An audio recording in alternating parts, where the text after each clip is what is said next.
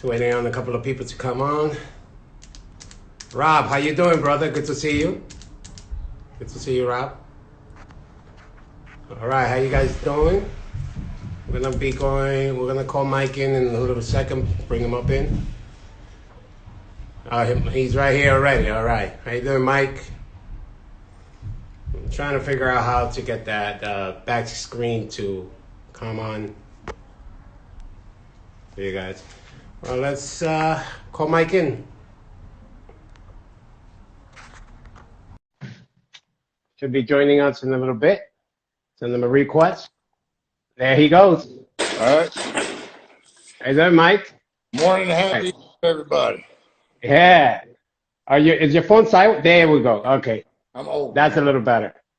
How you doing, brother? Doing good. All right. We got a couple little people here. We just want to give a couple little shout outs to Papi. Rob is here. I think Pazzo is in here. So my phone's like sideways, so I'm just trying to figure out. There we go. Yeah. So how you doing, brother? Oh, beautiful Easter. That's right. I want to thank you for taking time to actually come on here on Easter Sunday, I'm sure my wife would appreciate that right now. That's hilarious. It was Easter? I was like, I don't even know what I ate yesterday for lunch. Yeah. I know what Easter is. That's awesome. That's awesome. Yeah, so I just want to see there's a couple of people joining in. Thank you, everybody, for joining in. Sorry, my head's twisted because of how everything is. Are you seeing some of the live feeds also or no? Yeah, we got everything here. Okay, cool. I'm trying to see. All right, well, we'll take it from there. All right, so let's get started. How's the weather over there, man? Oh, it's beautiful. Beautiful day. A little chilly this morning, but it's turned out to be a nice day. Okay, are you in your shop or you at home today? I made it to the shop. You made it to the shop, really? Okay. But Will between the kids and the wifey, I was like, yeah, this is not gonna go. It's not gonna work out. I'm on the same boat. I told my wife, listen, you gotta give me some time. I know Sunday, She's like, okay, go do your thing and everything. So I promised her the rest of the day.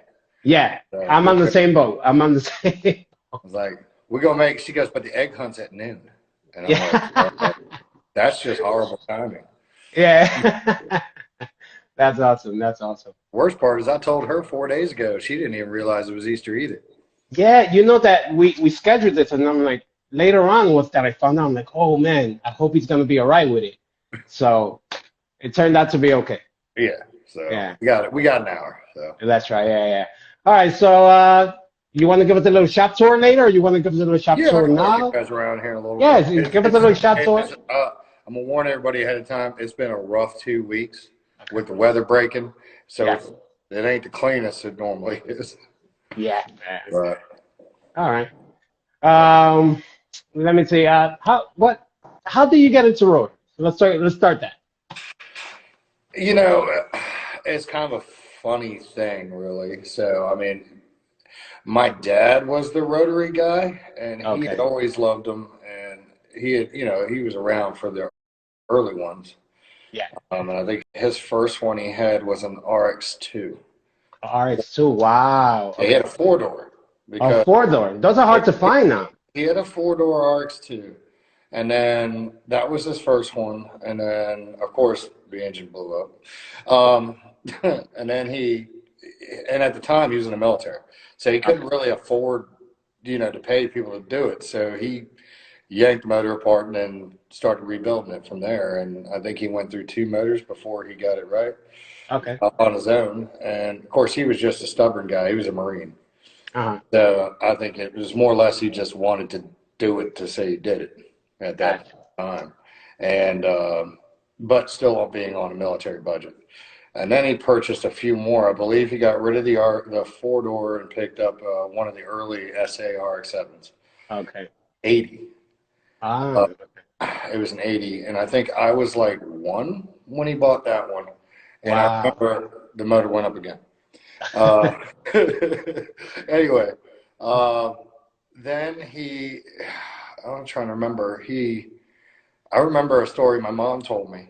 And we had this really nice dining room table, like, the Amish built one that Yeah. like built like a Sherman tank. Yeah. Table, I think probably weighed, 500 pounds Yeah. in the dining room. And it was a gift for their wedding gift. And my mom came home one day and my dad had the engine ripped apart on the dining room table. That's hilarious. That, I'm assuming, went really well. Yeah. Yeah. I That bet my it did. mom had to explain to him Uh, why it was not a good idea to rip apart an engine yeah. on a very, very nice dining room table, which was great. Yeah. So Oh, I, that's a tough so one. I guess when I do dumb things, I just remind my woman of that, Yeah. and I'm like, wow, I don't see what's wrong with it. So yeah, That's that's awesome. that's one story with my dad. But the funny part is he wasn't the Spanish one. Ah, you see My that? mom was the Spanish one. Okay. He was actually Irish. Irish. It's a really Okay. weird. I never saw that coming. But the funny Yeah. part is, at this point, I didn't know what a rotary was. I was a kid. All I Yeah. just Yeah. hear the sound, Yeah. know the sound as a child. And I remember him having it up and running in the driveway and just hearing, All right. All day long. Yeah. The he'd classic. be out there, and it was just a thing that kind of clicked with you. Yeah. The funny part is, I wasn't a rotary guy until I got older. Oh. Like Uh, how when was your first rotary car and like how old were you? I was 18. 18. Look at 18, that. Okay. but I loved Hondas. It was a thing, Awesome. Yeah. Yeah. I didn't have rotary money. I was Yeah. broke. I worked at a bike shop, bicycle. Oh, I okay. was actually a bicycle mechanic from when I was like 12, 13, Ah. part-time job. I'd go Okay. there after school. After high school, I'd go to the bike store, which was, it was literally right down the street from my high school. And I would build bikes. Wow. And So that's how I made money. you've always been hands-on type of guy, Yeah, yeah, always. just like me. Yeah. Anything from Legos to erector sets to, I even tried to build a soapbox derby car with my buddy because I saw that dang, what was it, a movie with the dog and the kids. And I remember when I was a kid, we walked, God, Little Rascals, and they Little built rascal. a soapbox derby. I was like, hey man, it's cool. Let's go build a soapbox derby car. So me and my buddy, Yeah. Yeah. we get to saw. I remember I lost my dad's drill. Oh boy. It was a Wow. Makita. Man, that thing was expensive back in the day, Brad. Back in the day, people don't know about And I that. was like, man, I ain't telling them. Yeah. So, Uh, but we built this thing, and I think it made it like 10 feet before the wheels fell off. wow. But we hit a speed bump in our neighborhood at the Uh, bottom there. Wheels just came off. It was funny. wow. But I mean, I What? was racing, and I grew up racing go-karts. My dad got me into doing go-karting because that's what he did when he was younger too. And Hmm. I guess he wanted to do more of it because Okay. they really didn't have, when he was a kid, it was a Briggs and Stratton pull start, Hmm. Hmm. or when he was younger anyway. And then he got me into it. And then my sister, of course, wanted to get into it too. And then I raced BMX, did motocross, just about anything with wheels, some things without wheels. Yeah. Just anytime I'd get behind something, I would just race, no matter what it was. Awesome. Are And you are you a quarter mile type of guy, or are you just like road track, or what is your thing? you know, I prefer road course racing only because you're in the seat longer. Mm. Yeah. Um, and it does take quite a bit of skill. Of course, to say drag racing does not take a bit of skill. Yeah. Now, does it take skill to run a 12-second stock car down the quarter? Yeah. Either way. But when you get behind a 7-second car, Hmm. that takes, sixes, fives. You get into those cars, I mean, you're Yeah. strapped in for the ride. And you're Yeah. just literally trying to, it may not look like you're doing a lot until you see that in-camera footage where Yeah. you're Yeah. locked You're like lock, blocking. Yeah. Yeah. Yeah. while going straight. Yeah.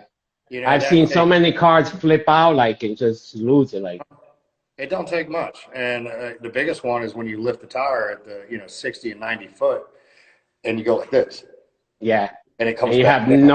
you have no control. And You just, that's, and once it breaks traction, especially with the sauce on the track, it's very hard to come back from it in a lot of cases. So it takes a lot of skill to get down the track. But Yeah. I like drag racing. I do.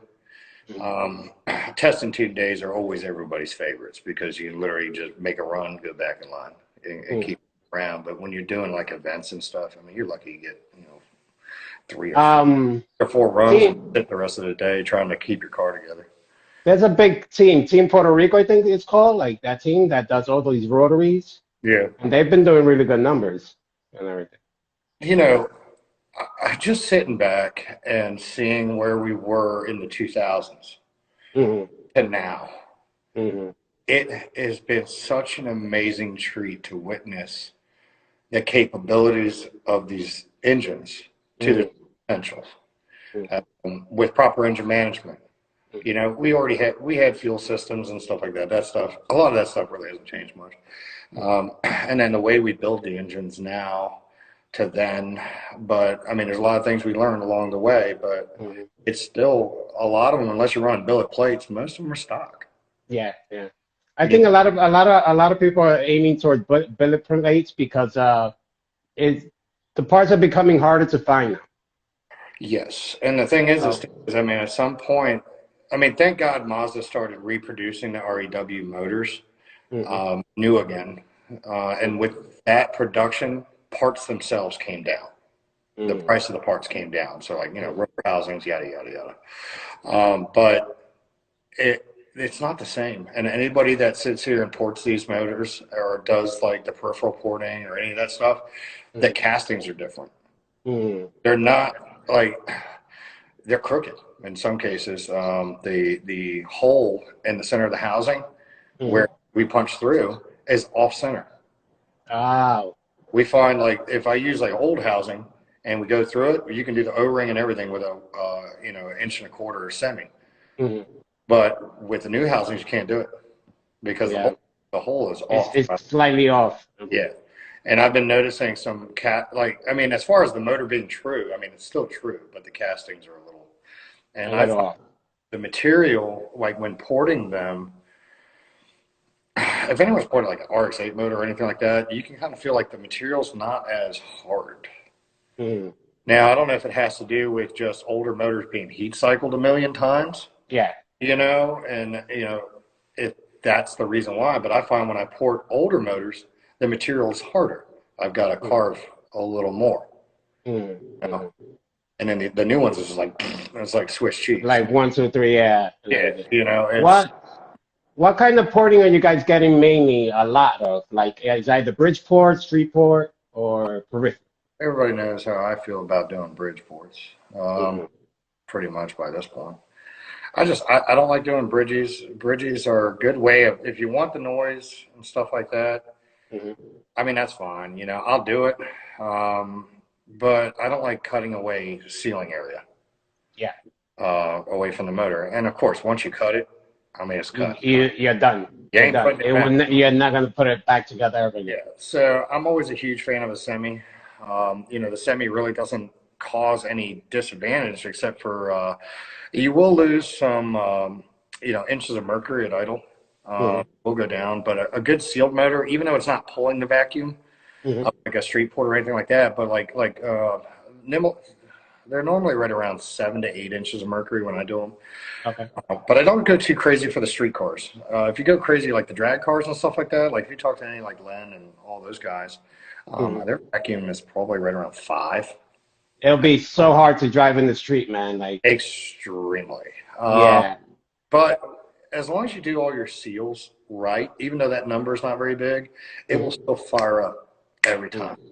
Hmm. And but that's the porting and the overlap. It's not drawing the vacuum because it's losing the vacuum out the exhaust.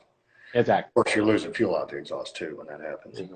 So that engine, normally I could get, a street port, just a large street port will simply idle right around like 13.5 with about anywhere from 16 to 17 inches of mercury, which is going to be extremely solid on the street. It's going to be a great running Hmm. bar and all that. It'll still have a little bit of sound, but it's not going to have that, where it feels like it's punching you in the chest when you stand behind it. Got Uh, it. But I do like the semis. If you want to do, the sound and all that, you're still going to get the same longevity as you would out of a street port.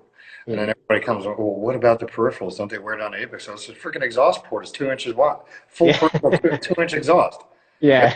They're still running. You know, Yeah. when people tell me that, but the only thing I know is from firsthand experience trying to get my car. So, obviously everyone starts with a street port and typically anywhere from a 70 to 78 small turbo back in the day. Now you say a 78 mil today, it's size, and that's normal nowadays. Mhm. But back then, it was a street port with a power seat, some junk injectors. Yeah. It was, and then trying to get the dang thing to idle without flooding itself out because you needed Yeah. the extra injectors. It was horrible, but Yeah. we made it work. I was running like 10 threes all day with a T78 Gretty kit, a front mount, and ACT stage 5 clutch. And it was stupid too. I did the non-sprung one. That thing, Yeah. I snapped so many input shafts with that thing.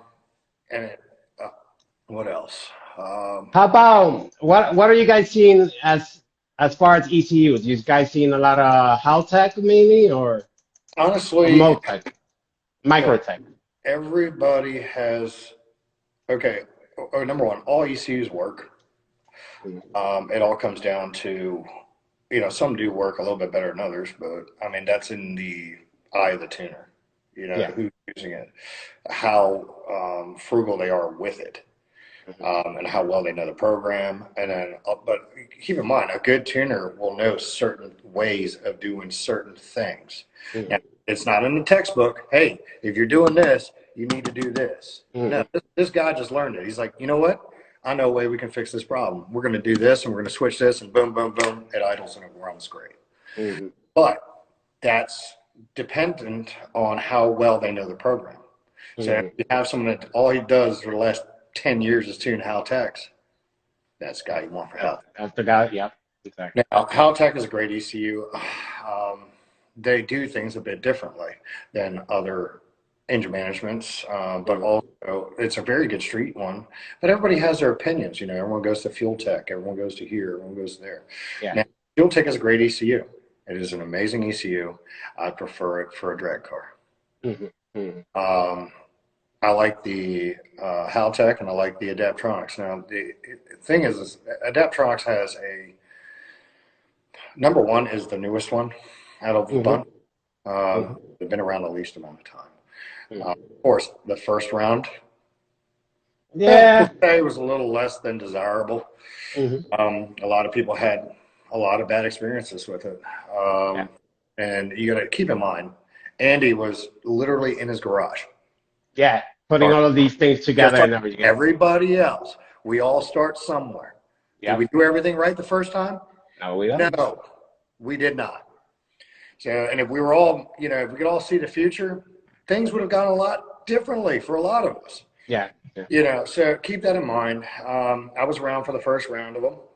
Mhm. As far as ease and simplicity of using it, and like Mhm. literally just plugging it in and firing it up. It Literally, worked. I didn't know anything about the new ECU.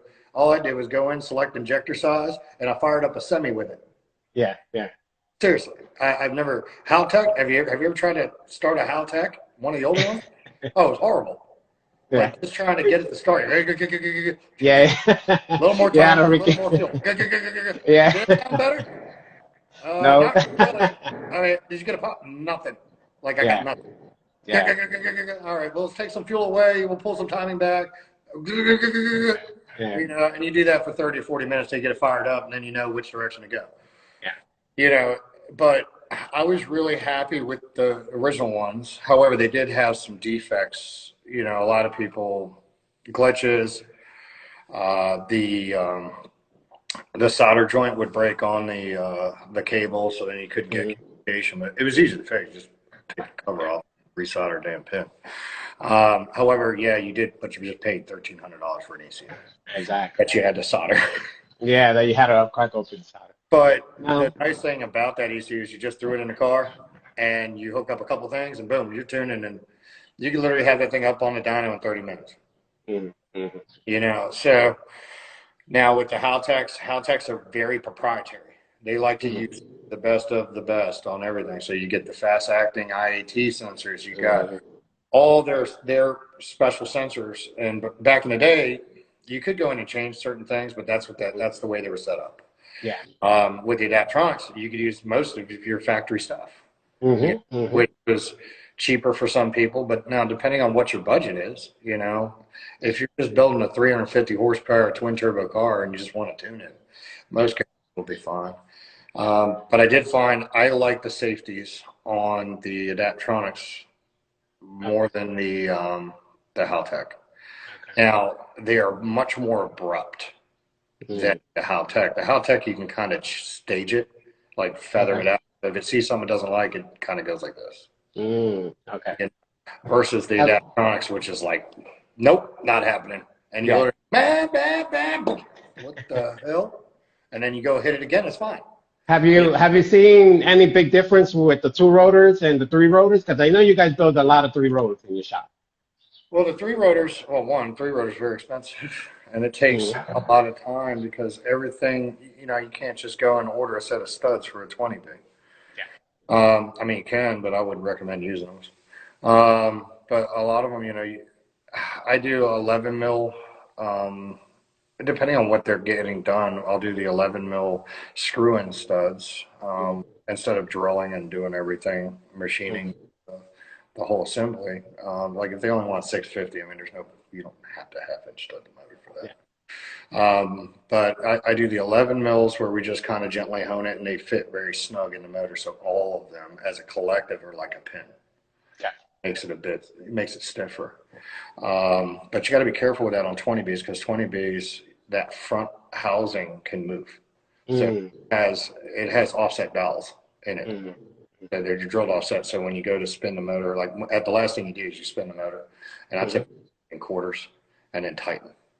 All right. And it makes sure that because when you put the lobe on, the lobe slides on, and there's a keyway in there, but there's always a little bit of differential between it. So each motor is kind of unique to themselves. They're not 100% perfect. That's why they put those special dowels in the front. So you need those offset dowels, but you don't want it too tight. So you still need that front to be able to move to a line for the line bore on a 20B. So again, you want it tight, but you don't want it too tight. Yeah. But those motors are they're amazing engines. I mean, you'll make 650 on pump with a street port and a junk turbo. Yeah. You know, without even cracking a sweat. And because everyone asks that, what's a 20B? And they're like, well, I'm like, hey, what's your horsepower goal? They're like, 650. Yeah. Okay. That's like a guy with a 2-rotor saying, I only want 450. Yeah. I mean, like any bolt-on single turbo do that. Yep. You know, with basic modifications in a street port, it'll do it all day. Have you guys ever built a 4 rotor or? Hey, I get that question a lot. No, I haven't done a 4-rotor yet. I have a 1991 IMSA FCR7 that I had been wanting to buy for like 10 years. I kind of knew where it was, and the guy really didn't advertise it. And I kind of got a really good deal on it because it's been collecting dust for 25 years in the back of this guy's shop. And I literally rolled in and said, look, I'll give you a good deal. Here's this. I can be there and pick it up on Monday. And still sitting here and haven't touched it. But I've been thinking about putting a 4-rotor in that. Okay, cool. And then I just got asked, we may be doing another one in a Vilside car here soon. We'll see. Well, how do you feel about Rob and Dave's 4-rotors?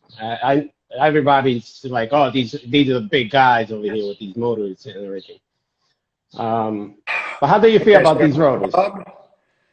Rob's, I mean, literally, I mean, looking at it, I mean, he's put a lot of time. I mean, it's not an RX-7 anymore, but yeah, it's completely. The one thing I love about David's, honestly, is he did everything for great reliability with it, and it's very thought out, very but he tried a lot. Trust me, I've talked to him a bunch of times, but he's tried to try a lot of different things to figure out problems, because when you change one thing, it affects 5 other things. Yep. You know, so and you kind of, the only thing you do is just tackle one problem at a time to your goal. Depending on how long that takes, depends on how many problems you got to sort out and how you got to do it. But David's car, it is an amazing car. It's very thought out. It was set up very well. The sound is perfect. The overall vehicle, it looks cool. It looks nice. And I just think he did a great job with it. Now, Rob's is still going through the sorting phase. David has his very well sorted. He's 4 years, but I don't know where the hell he finds the time, honestly. Yeah, it's so hard to do those for a living, so I can have time. And one day I will, but some people are like, oh, maybe one day I'll go four rotor. I'm like, well, you better have a lot of money. You know what I mean? Better have big, deep pockets. To say the least, but it's not even just the money, it's the time. Because to get the shafts, and even if you want to have a custom made one, all that stuff, but it's like 3-4 months on a wait list.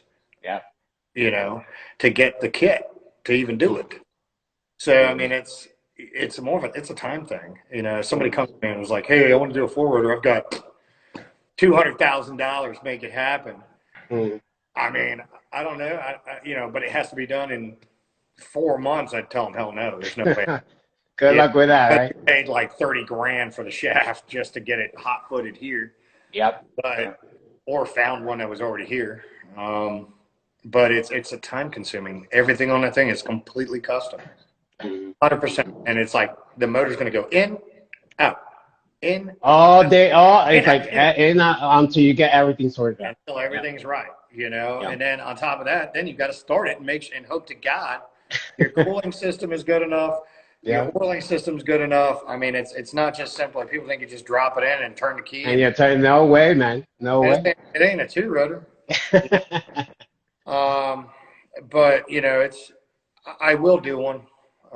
It just, with everything with the shop and, family and everything else, as you can see. You guys are pretty busy, man. Like how many lifts you guys got in your shop right now? We got 10.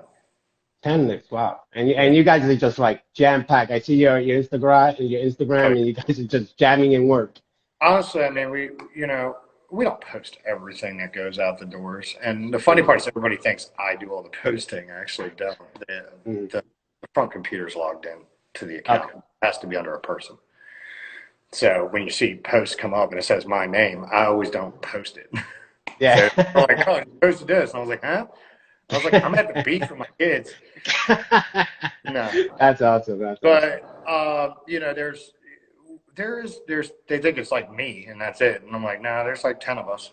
Yeah. And then we have a full-time powder coat guy, does nothing but, we have our own oven and everything. We just started doing Cerakoting. Okay. All for exhaust components. You guys do welding also in your shop as well, right? Yes, we do. So we have two full-time fabricators. Okay. You know what I really like from you guys? Your intercooler setup. The intercooler. The intercooler setup is really nice. So how much horsepower is that rated? It's rated for 850. 850. Yeah. And I can go. That's the basic one. The basic one is only 3. It's got a 3.5-inch core, and it is a Garrett core. Now we can jump it up to the 4.5-inch core, and it goes to 9 something. I might be taking a drive to your shop soon. We are now the intercooler kit. So my first V mount I made in 2003 in my FD, and of course everybody saw mine. What the hell are you doing? It's like picture in Japan. I was like, dude, this must solve all our problems. Because we just had to deal with hot days and high temperatures all the time. And of course, this is before E85 was such a regular thing, and so I did it, and we got on the dyno with it, and I wasn't tuning. Actually, it was Ray at PF Supercars. He used to do all my tuning, and we're on the dyno, and he's just watching the IATs. He's like, do you have the mesh turned on right now? I was like, no, it's just the V mount. We haven't turned it on yet. Keep tuning. We're going to turn it on in a minute. But it worked really well on my car. And then that's kind of how that came about. But then the thing is, like any intercooler kit that you can buy on the street, now the Gretty one's like $3,000 and the thing's only like $450, $500. Pretty small. But for regular street cars, works great.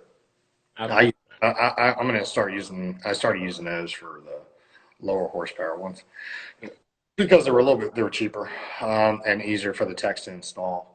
But nobody really made one for the higher rated ones that would still work with AC, power steering, and that you could put a huge turbo in. And everything would have to be custom made, and you were going to pay a ton of money.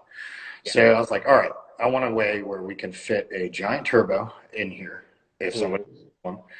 And I want a manifold that'll work for all sizes. Top. So we went to work on that because I got tired of, I had customers that wanted elite intakes, customers that had stock intakes, customers that had excessive lowers, customers that had this. And then, and then they had these turbo kits that they already had. And I'm trying to make them all work. And, the exhaust housing was like that far from the intake. And I'm like, this is horrible, and I was like, so then I was like, well, you're going to have to run meth injection or something to keep the to keep it cool. It was too tight in most cases where I couldn't get a cover in there or something. So I was like, all right, we're going to redesign the manifold. That's where we came up with a manifold that fits pretty much. It'll fit up to like an 83 millimeter turbo.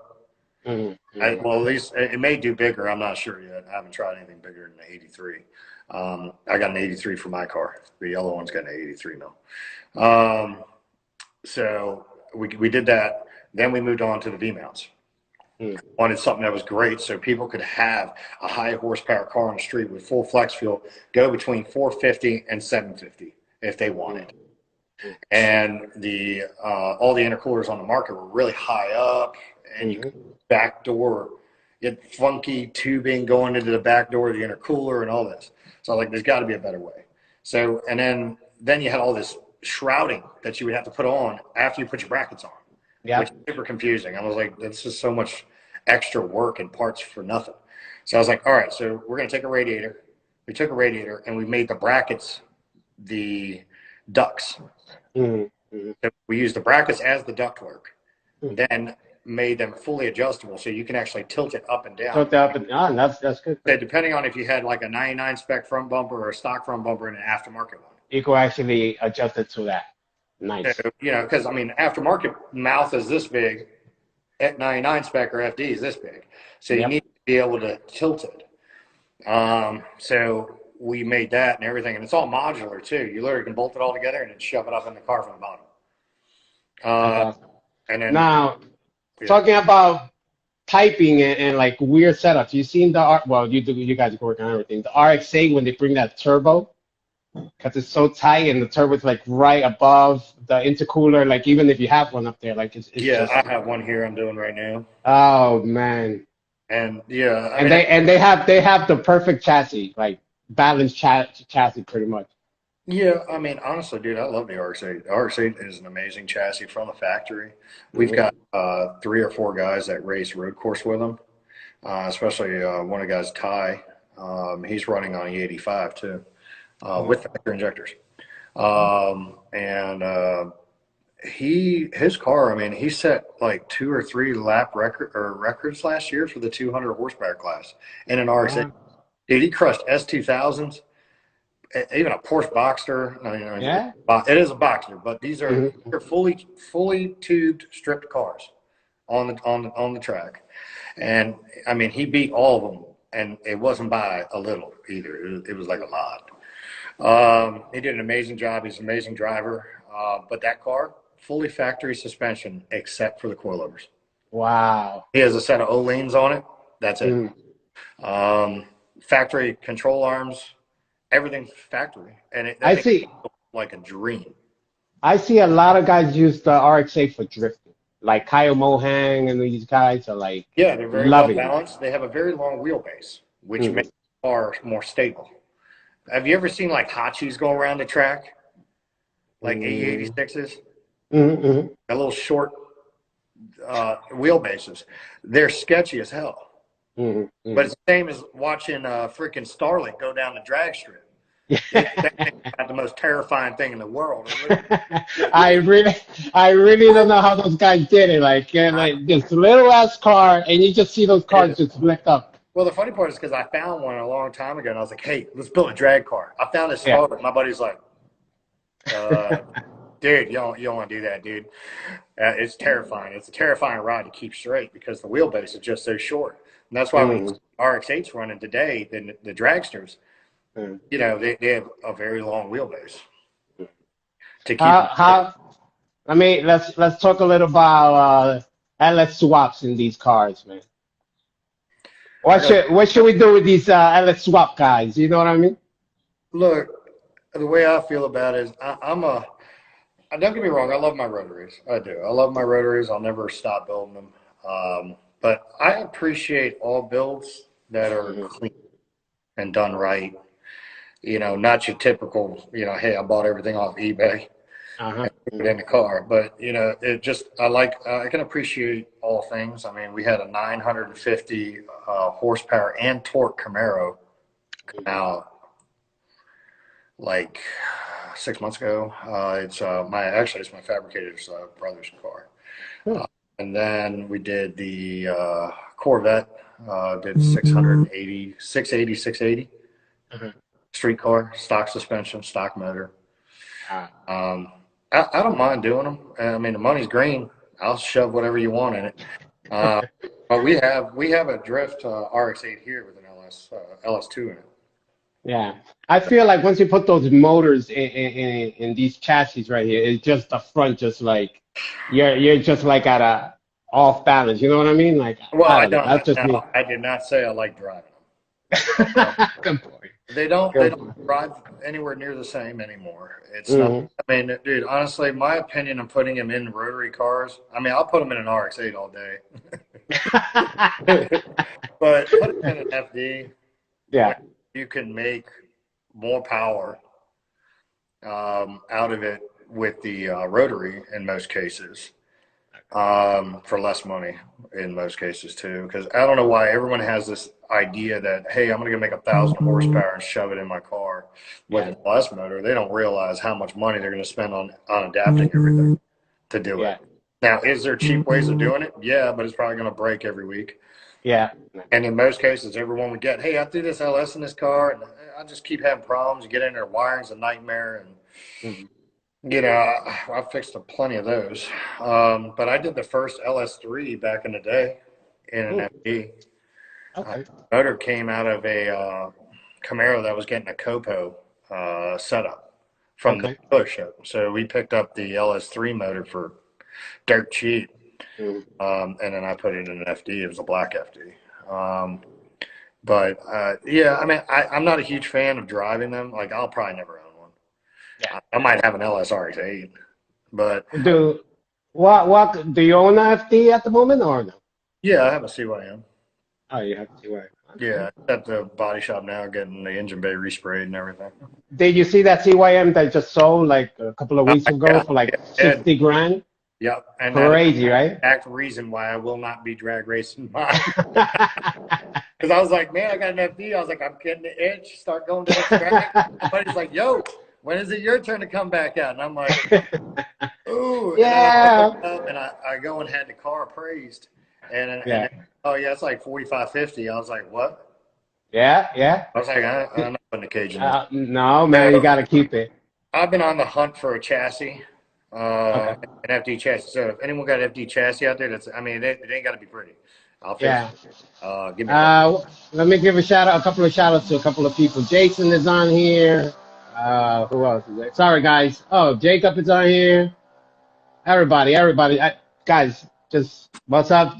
And thank you for tuning in with us and everything. Just a basic Sunday for me and Mike. Just talking rotaries. Rotary Mike, you stuff. want to give us a little tour of your shop? Yeah, I can do it. You don't need to show us anything that you don't need to. You know what I mean? Oh, there we go. My idea of a mess and actually a mess is usually everybody else's normal shop. So, but this is the engine room here. Wow, look at that. Okay. So all the engines come in when they come in for teardown. Okay.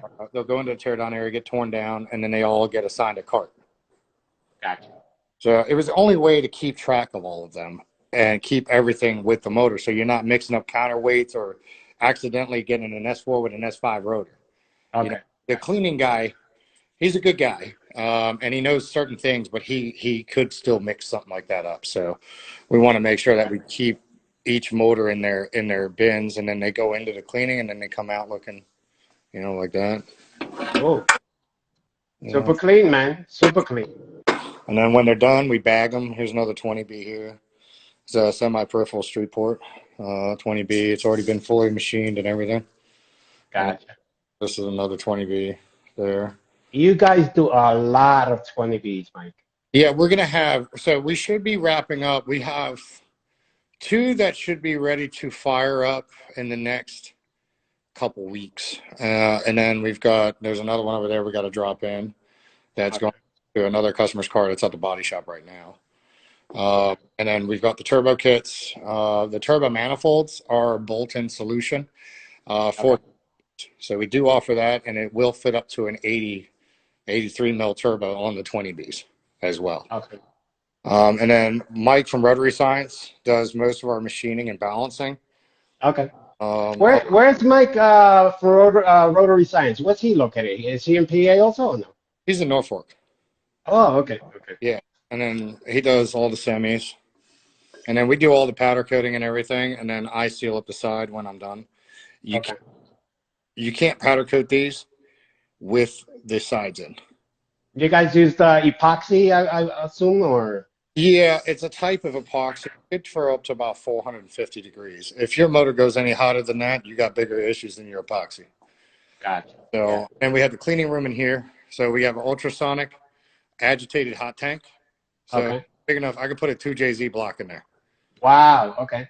And it's a giant ultrasonic. It's an ultrasonic cleaner, plus it's heated to 210 degrees.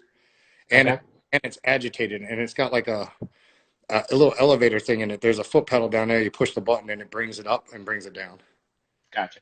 So you can put your block in there, set the timer, 20 minutes, come back, it looks brand new.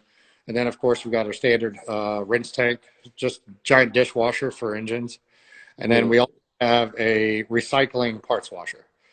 So this will recycle the fluid over and over again. So you're always using new fluid. Gotcha.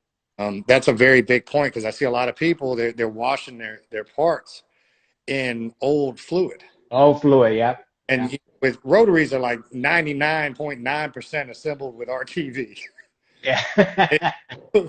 And like it was like anyway, but you get the little pieces in there. You don't want that in there. And this one has a filter in it, and it cooks off the old stuff, and then the old stuff comes out through the hole in the front there. So every 2 or 3 days we cycle it at night, and it automatically preheats and cleans it. And by the time you come in the morning, it'll be perfectly clear again. Nice. So, and then these are the engines that came in. It's all how they come in. And then they go out looking pretty much brand new. Brand new. Yep. And then we've got. I love my doors. You'll see in a second. Oh, that's awesome. We got another one. We got another one coming for in between the rooms to try and keep them separate. Okay. When we did the ventilation in here, it's all separate. So keep the room separate. So we're trying to keep the engine room as clean as possible. And then come out here, we got the spray booth, and then the powder coat oven there, and then I do all my powder coating over here. So we're fixing some lights. We're retrofitting all our lights with LEDs. Yeah, you gotta keep the shop real bright. Yeah, especially for the porting area, Oh yeah. You need really good light for the porting. Yeah. So I mean, it's kind of a mess. I've been literally just running around from job to job. And then what I try to do is I literally try to put in an hour or two Mm-hmm. to a day on porting. So I do, I literally bounce around from project to project. That's pretty much the day of my life. I usually try to come in early in the morning for a couple hours and Mm-hmm. just hang out porting and stuff. And then I'll move on to diagnosing cars or doing estimates, looking over estimates, and then updating Okay. customers to back to jobs to bouncing around from car to car with Mm-hmm. X. And then this is going to be our drift car for probably next season, next year, so Awesome. 2022. Yeah. Okay. So this one, unfortunately, will be getting an LS, unfortunately. We are actually, I have a buddy of mine that is in the process of doing a drift FD. So we'll Okay. see. And then this one we're doing for another customer, Sebastian. We just finished doing the whole front, getting the brake ducts all ran. We custom Yeah, made, I see those. That's pretty cool right there. Those yeah. breakdowns. So and then got the headlight brackets all on, straightened the entire front. This Okay. car hit a speed bump doing 60. Wow. Okay. Yeah, whole front was literally tacoed and bowed up. Uh, You can kind of see a little bit right. yeah, yeah, I see it. Yeah, gotcha. I was like, well, I mean, about the easiest thing I can do is literally, luckily, the damage was only like, where's that? Where's my hand? Oh, there it is. See, kind of right there. Yeah, gotcha. Yeah, Damage was only to the front section here, and it did gotcha. struts. The struts. Okay. So that worked out really well. So we chopped it off, redid the whole front, and then his oil coolers are over there, but it has these giant oil coolers here Yeah, with, yeah. with custom ducts that we made that goes to the bumper. Oh, nice. Okay. So this one's really nice. We got to wrap up. I got to throw the chassis harness all in here soon. Hmm. And his engine's in the engine room. I was just doing a refresh on it. Okay. And throw it back in and get everything wired up and set up the dash and everything. We got the seats in, Okay. brackets, and Nice. then we just mounted the steering column and everything else from the cage. And yeah, Real nice. Real nice. fuel system. Of course, this one started a little bit while back before we had in-tank surge tanks. Uh-huh. Hmm. That's the fuel system in the back. Gotcha. Gotcha. But and then this one is getting a 20B as well, Hmm. in powder coat right now. Okay. So this is going to be I love this color. But this one's Yeah. What is that? It's like a grayish color. Like. this one's Nardo Gray. Okay. Okay. I think Gotcha. the customer did an amazing job with the body, and it's very tasteful. Mm. Why it looks just like mine.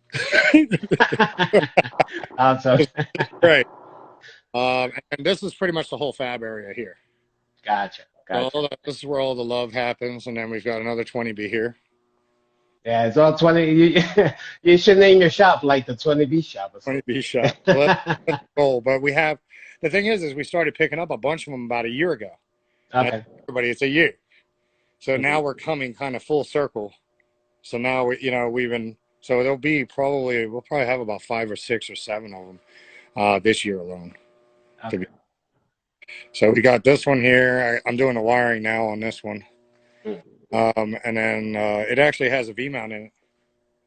It does. Is that the one that you guys custom make or Yeah. just okay. But this one does have a 20B in it, and it still has Okay. AC and power steering. Wow. So it says Wow. AC power steering with a V mount. He lives in Atlanta, so Mm. it's hot. So I was like, all right, fine, I'll make it work somehow. It's going to Yeah. be, it'll be in there. And then I make it look pretty. So we're finishing up the mid pipe on it. I had to adapt the mid pipe to his rear section. And then Mm. Josh, his car, he's leaving. He's going to load it up today, and he's going to Awesome. take her back to Florida. And this one's a semi-peripheral street port. It's Mm. 88 millimeter turbo on it. With Yeah, I our think I think you guys posted a video of that one, like running and everything. Yeah, this one was last night. Yeah, he came yesterday. He's down in DC today, just doing some, just looking around and doing the tourism thing with his wife. Gotcha. So he's going to come back and load it up today on his trailer. But yeah, Yeah, that's a beautiful car, man. I you know Montego Blue, right? I think the blue, yeah, the Montego blue, but I think the powder coat really, it's like a chameleon purple blue color. Yeah. It really worked out really well on this one. I'm really happy with this. And it's a very good driving car. It's very smooth, pulls 8-inch, or I think he's at 8 inches of vacuum at Okay. semi. And it is a large semi. Now, Mm. earlier, I was going to tell you, when I do a semi normally on a street one, I just do a very small one. I just clean up Okay. the ports, because you can get the vacuum up to like 11 if you don't Okay. go too crazy with the semi. But you don't want to do that if you want a lot of power, because Mm. you get to a point where you'll max out your exhaust ports. However, Mm-hmm. the smaller the exhaust port, the more low end torque you'll make, and the quicker it will come in. Mm. Okay, that's a good tip Large, for guys. the larger you go with it, the longer it takes to come in, but the better your top end will be. Mm. So, but that's not, if you're going drag racing or if you're doing highway pool racing, whatever you're doing, that's great for that. But if you Mm-hmm. want a good street one, just do a very nice port match, maybe a little on the bottom of the port, nothing crazy, and then do a medium street port with a 1-inch semi. Mm-hmm. The best of all worlds. You get the sound, you'll get a great, fantastic idle, you'll get quicker spool, all that jazz. Nice. Then we got an MGB. We'll put a rotary in. Oh wow. Okay. Yeah, and then we've got Rod's car, which we should be having everything back from out of coating this week for it. So the manifold, and then we got to start to make the downpipe. I finally got my adapter I've been waiting for forever. I needed a 5-to-4 adapter for the dang exhaust, and it took forever for me to get. So Gotcha. Gotcha. finally do the exhaust, and we should have all the fab banged out on that in like probably the next 2 weeks. Um, Okay. Everything will go for final powder for color for on the charge piping and get the exhaust done. And then it should be on all fours again and with everything bolted in it within the next month. Awesome. Awesome. Yeah. Man, I really wish you guys were closer. But if you guys were closer, I would have been working at your shop. But this one here, you can kind of see I'm working the AC in on this one now. Okay. Yeah. Yeah. But this is actually one of my oldest customers. This was the first car I ever did. Mm. Okay. Um, You it did, see that? You see that V mount? It's just that intercooler just fits in there perfectly. Like you got so yeah. much room to Oh, yeah. work over. Like it's just, I don't know. And it It works looks good. phenomenal. Like Ryan's car, because everyone kind of gives me shit. They're like, "Don't you need more duct work and this, that, and the other?" And I'm like, Hmm. you don't want it to be too cold. Hmm. You still need to come up to temperature to Yeah. run right. If not, you're going to end up with a bunch of tuning problems. Yeah. But it fits great. It works fantastic. Driving all these cars, even mine, all summer long last summer, never went Mm. above 185. Wow, that's good. You can That's sit really there good. and beat on it, man. I beat on that car everywhere. And like Josh's, I took him out yesterday, didn't get above 178 Wow. all the whole time. It works great, and that's with a factory water pump, no electric water pump. This one is getting an electric water pump, but Okay. see the plates here on the side. So this will work for a 20B Uh-huh. or a 13B. Oh, awesome. So you could just slide it forward or Yeah. back and then up and Now down. for the Got it. 20B, you have to use an aftermarket front bumper, like the Uh, Shine, something that gives you a little more room in the front, but it will fit. All you do is you just move the radiator forward. We've got another set of bolt holes back here, and uh-huh. you Uh-huh. put it to this one, and it literally just move it to where you want it to sit. Mm, nice. Man, that's a really good powder coating job you guys did there. Oh yeah, no, Yeah, that looks really good. the powder coat comes out amazing. He does an amazing job with it. He's been doing the powder coating for me for like a year now, and then I finally got everything for it. He does. It's absolutely amazing. All of them come out looking amazing, and the powder lasts forever. Yeah, of Like course. literally, soap and water, and boom, good to go. Good Now to this go. this one is a full billet engine, or Okay, okay, it's got billet plates in it. So this is a billet. This is a billet Bosch front cover okay, with a custom crank trigger. okay.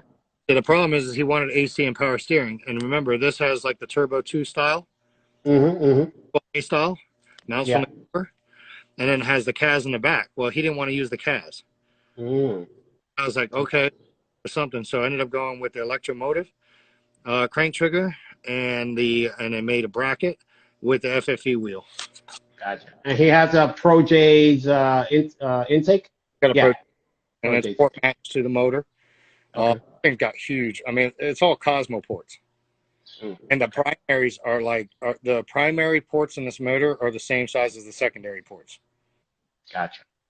With a 1 1/4 inch semi. All brand new. And this one is our 76 special. So it is a mix of a hybrid. So it's a T4 T6 turbo. So this is not now. Is it going to make 900, 800? I doubt 800. It may get close, but the idea here is to give us a good middle range where you don't have to wait till after 5,000 for the turbo to come in. Yeah. Okay. So the goal here is a good drivable car that can still make between 450 and 700-ish, 650, 700-ish very easily.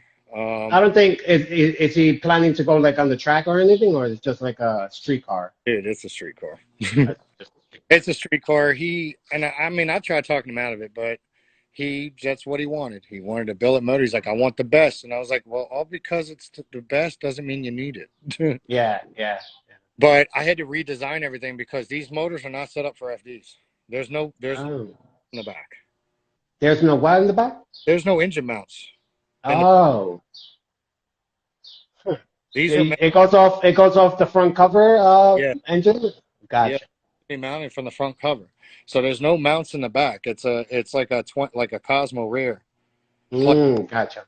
Now, so we had to make custom mounts from the side, like the 20Bs, to mount it. Okay. Then we had to make a custom oil pan because the front cover is a GSLSE with a Cosmo rear. Oh, okay.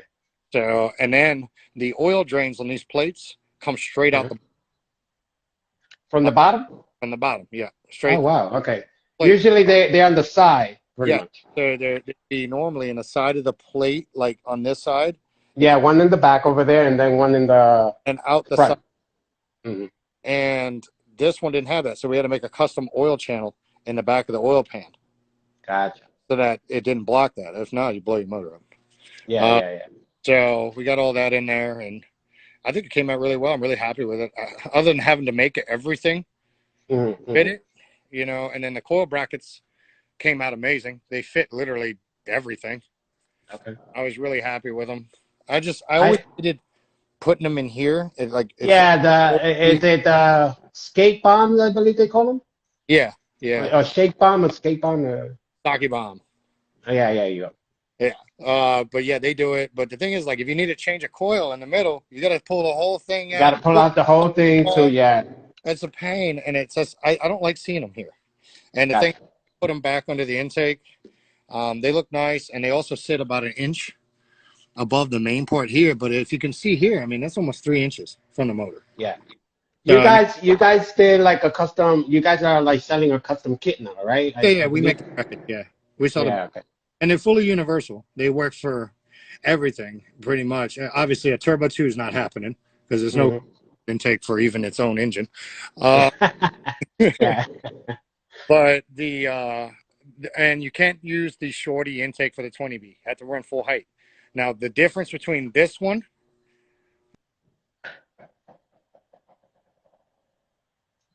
Mike, we lost a little bit of your mic, your volume. I don't know what happened. Can you guys hear me? We lost volume here. I don't know if it's me. It's you or me, Mike? Can you hear me? I don't know if it's me. Hold on. No, I'm all good. Can you hear me? Let's see. Jacob, thank you for letting me know. You could hear me, right? I can hear you, but not Mike. You're fine. Okay. Mike, it's on your end. I don't know what happened.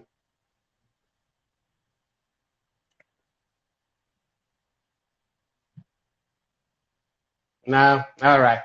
Okay, guys, you want to end it here then, Mike? We're coming to the hour anyway. Yeah. No, it's cool. All right, guys. Mike needs more boost. No. All right.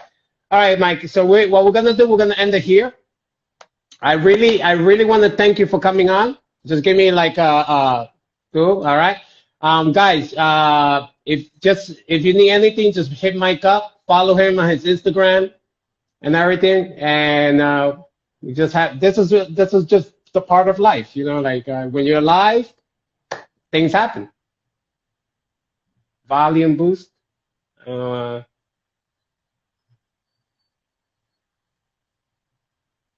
I don't know.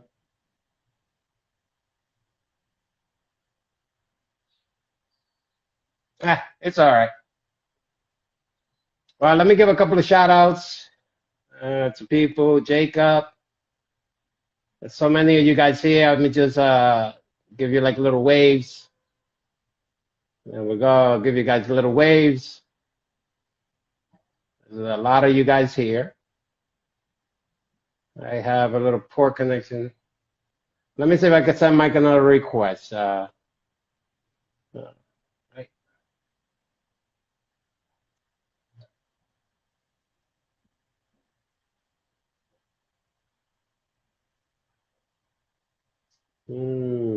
See if I go.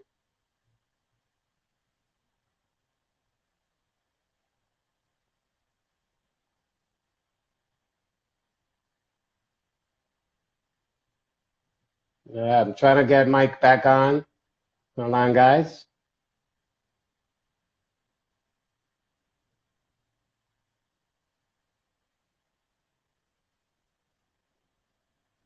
Send him another request, and then maybe he could come on again. Sorry, guys. This is what happens when you're live. All right, we're back, I think. We're back. Now I can see you. Yeah, well, of course, my wife calls me. Hold on a second. Let me No problem. No see problem. if I can refresh this thing or something. I don't know what's going on. Yeah. No worries. No worries. I'm just Well, at least giving shout-outs. Yeah, at least you could. there There we you go. go. You're back on. Oh, hold on. Is your phone on Wi-Fi? Yeah. Okay. Yeah, give it a second. Maybe it's just refreshing here.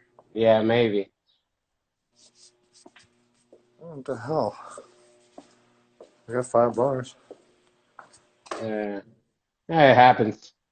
Either way, but the big thing. Oh, there we go. All right. All Got to right. turn your phone sideways, I guess, right? Yeah. There you And I meant to get a go. haircut before this, but whatever. Yeah. Anyway, but the big issue with the subframes on the 20Bs, Uh-huh.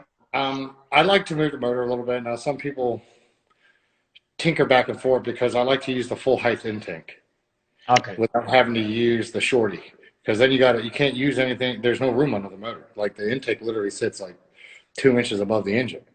So Got it. that puts your intake temperature higher on an already hot motor. Yeah. So I like that room under the intake for that reason. For that reason, I do like to redo. So we do the whole subframe too. So we started making our own subframes, our own bump steer corrector. Now, just like doing LSs, and that's one reason why the LSs also feel a little different Uh, because of the how far forward the motor hangs in the engine bay. okay. Now, obviously, the proper way of doing a 20B is putting the engine back. Hmm. However, not many people want you to cut a giant hole in the firewall. No way, man. People. So that's not happening. So Yeah. the idea here was just to get the motor to push back as far as we can get it, Okay. and then still allow full height intake. That gives you room for the coil brackets underneath, Uh-huh. also airflow under the intake, and also proper placement of the rest of it. Now let me flip this. There we go. There you So go. All right. this one here is an excessive kit. Okay. The engine actually sits at an angle upward. You see how it Yeah. tilted upward? Yeah, you can see it. Yeah, you can see it. Yeah. I I really don't like that, but you're going to put a little bit more. Now, the nice thing about the FD is you got the torque brace there, so you don't have to worry about pinion angle. Hmm. It's all in a straight line if you're using the torque brace. Hmm. Now, if you end up going with the T56, your torque brace is gone. Then you solid mount the rear and the trans. Then you got to make sure your pinion angle's right, or else you're going to end up going through freaking trans output seals U-joints, all kinds of stuff, and probably have a horrible vibration depending on Yeah, I how bet. big Yeah. how big of an angle it is. But we had to make like a custom coil bracket for over here on this side because I Yeah. couldn't get the coils under the intake. Gotcha. And of course, you don't have enough room over there for 6 coils. No, not at all. So I had to do the coil bracket here, which we just finalized the design on this one. So this will work for anything, and we do offer a 2-rotor version too if somebody doesn't have room for coils over here, and want them. Is it on your site already or no? No, we are actually working on our web store now. Okay. So that should be live in the next 30 days. So we'll have the coil brackets, all the different coil brackets will be on there. The subframe will be on there. The turbo manifolds and the turbo kits for both the 20B and the 13B will both be on there. And the V-mounts for the 20B and the 13B will be on there as well. Awesome. Now, we try to make these as universal as possible. Remind, that the bolt-on kit here will bolt onto any FD. Okay. Now, it's up to you to make the rest of it fit. Yeah. Now, when you make the order, you can either have the outlet here, or you can have an outlet here. Yeah, I prefer the way that setup is right there. It gives it such a cleaner look. What you have to understand too is it's not only is it supposed to look cleaner, but it's supposed to be more functional. You want the least amount of charge piping and the least amount of bends in your system for the best flow. The more bend you have, the more resistance you have, and the more length you have, the longer it takes to get there. Yep. So this is going to affect, obviously boost, also your lag time, and then also throttle response, obviously. But so we come directly out, in, around, and then out and directly in. Gotcha. As much and as I see I've seen you guys have 2 versions. You guys put the blow-off valve actually on the pipe or on the intercooler itself? Yes. Now on the intercooler, a lot of the drag cars, you'll see that. And of course, a lot of people are like, everybody puts it on the charge pipe. And I'm like, in drag racing. And I'm like, okay, well, how many 13Bs you see with an intercooler at the drag strip? None of them. They're all running methanol. It literally comes straight out. There ain't many places to put it at that point. Now, if you go look at a lot of the drag cars, they're all on the course because you get better dispersion off of the core versus on a round pipe. Just for the same reason that you're not supposed to put a blow-off valve on the inside bend of a curve, because the air traveling past will keep traveling versus being blown off the side. Gotcha. So, that's pretty much it. And then we do offer the ASTs. I've had people, some people love them, some people hate them. It is what it is. But the reason why they're here is, 1, I like symmetrical things. I like it to be right in the middle and just have it come down. 2, it gives you more room. As far as with A and elbows, to just go right over. It gives you more room, so you have less of a kink in the lines. Like now, you literally just go straight down and over, boom, and go right in. Awesome. That's awesome. And it gives you, and it moves this fitting away from this fitting. Okay. So it gives you like a couple inches here, and it makes it a lot easier to run the piping and everything. And then you have a breather fitting here. Okay. This is just an air bleed. So this goes to the bottom, to the top corner of the radiator, and allows the air bubbles out when you breathe when you're putting the coolant in. Gotcha. If not, you'll get an air pocket in the radiator. Okay. That's a good tip for people to know. Look, this allows the air out of the radiator. If you don't do that, your V-mount, you'll never get that air out of there. Never get it out. Never. You'll always have you'll have issues trying to just do anything with it. What I used to do back then, I used to jack up the front of the car while it was running and just try to bring those air poppers. I hate twin turbos are such a pain to bleed sometimes. Yeah. But I picked up, you ever use the air raid thing? Where you pump Which air raid thing? Yes. I've never used it, but I know what it is. Yeah, you pump it up and it'll suck the air out of the cooling system. You attach it to the top of the thing and it literally sucks it all out. Boom, you're ready to go. Yeah. That's how you do it at dealerships. When we were at the dealership and you had to do like a coolant flush and everything, and you had to do it quickly. And you had to do it quickly. So you would literally flush it all out, drain it all out, fill it up, aerate it, and it would put fluid in as you were doing it. So you can literally just like that, get it up to temperature. Because then you don't have to wait the 20 minutes for it to warm up. Yeah. All right. So now we walk into the back of the shop. There's more. Oh, geez. I thought we were like done with it. You No, have no. more This is stuff back so there. the service area is back here. Oh, okay, gotcha. You have a huge shop. Yeah, it's 18,000 square feet. Wow, that's a huge shop, man. So pretty much everybody works back here. We got 3 techs that work back here. Each tech gets 2 bays. Okay. And you know how it is working on rotaries. You get through it, and you know it's like, oh, we're missing this, or they didn't throw this in a package, and you got to wait Yeah. to get whatever the hell it is. So each tech has 2 lifts, which gives them the ability to kind of, Chinese fire drill 4 cars. So each Gotcha. tech can theoretically work on 4 cars at a time, roughly. Oh, that's good. That's good. So and we got Ryan Masterson's up here, which he's getting another. He's got a semi-peripheral street port with the same beam out in the FC. Gotcha. So we do offer we offer it for the FC. The next one we need to do is the FB. Ah, okay. So we will be offering the same style for the FB. Awesome. And then we'll slowly work our way back, and then we'll be doing the now the RX3 will not be getting a V mount because there's not enough room.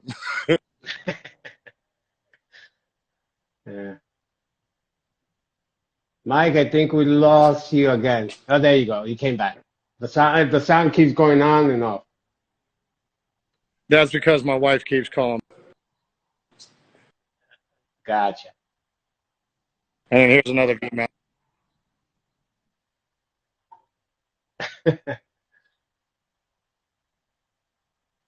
Yeah, I think we lost you again, Mike.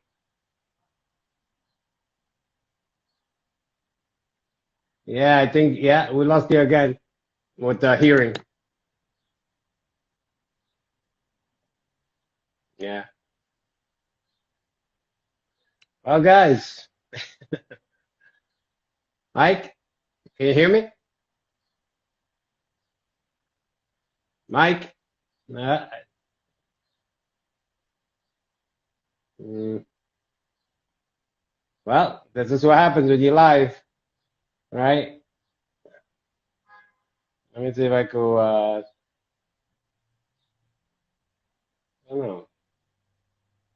Give me a second, guys. Let me see if I could get Mike back on.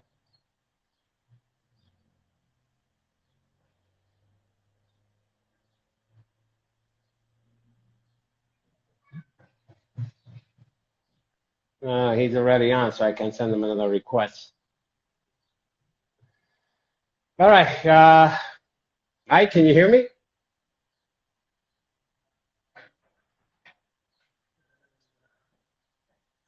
Okay, he sent me a message. His wife keeps calling him. All right, let me send him another request, and then we'll finish this up. RPM. Let's see.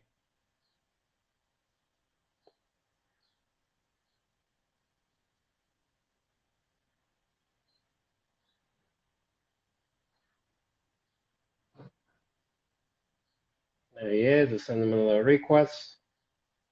Give me a second, guys. I'm trying to get him back on.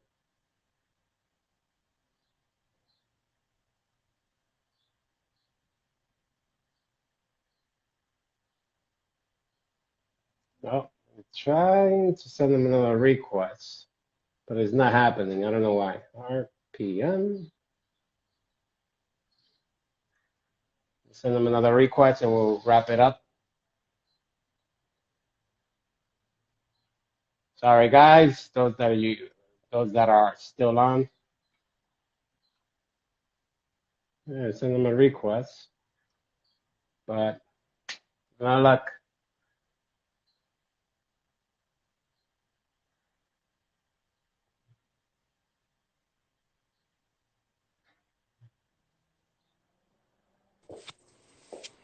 Oh, there you go. I think you're back, Mike. All right, I'm back. Yep. Sorry about Okay. that. All right, Mike. Well, we're having some little technical issues here. You hear me? Yeah, I can hear you. Okay. It's still kind of connecting. It says connecting on my end. Yeah. I Mike, don't we'll know. wrap. Service around here has been rough today. No, it's okay. Mike, let's see if we can wrap this up. So like that, we could actually probably just let people know like where they could find your shop or like your Instagram or your Yeah, so I mean, obviously anybody that you guys can all follow us on Rotor Pest and Motorsports on Facebook, or you can go to Instagram of RPM of Maryland.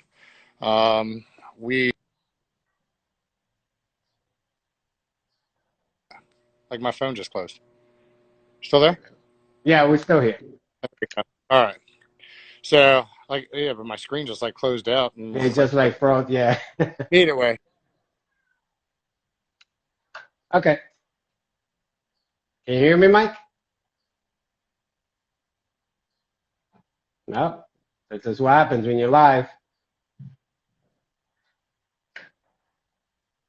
All right, guys. Well, let me do a little quick giveaway. Let me see. How's everybody doing? I'm just giving you guys a shout out. There's a lot of you guys here. Thank you for joining in. We're just gonna wrap it up, but Mike's screen froze up. Make sure, let me just wrap it up. I want to thank you, Mike. I want to thank Mike from RPM for coming on here, even though he's frozen on the screen right now. Make sure you guys follow him, and we'll take it from there, all right? Make sure you follow him and hit subscribe. Send me a little request if you guys have any information on my end. And thank you guys for joining in. I really appreciate you guys coming on here. This is just part of what happens when you're live and everything. All right? Guys, enjoy your Sunday and be well. All right. Take care.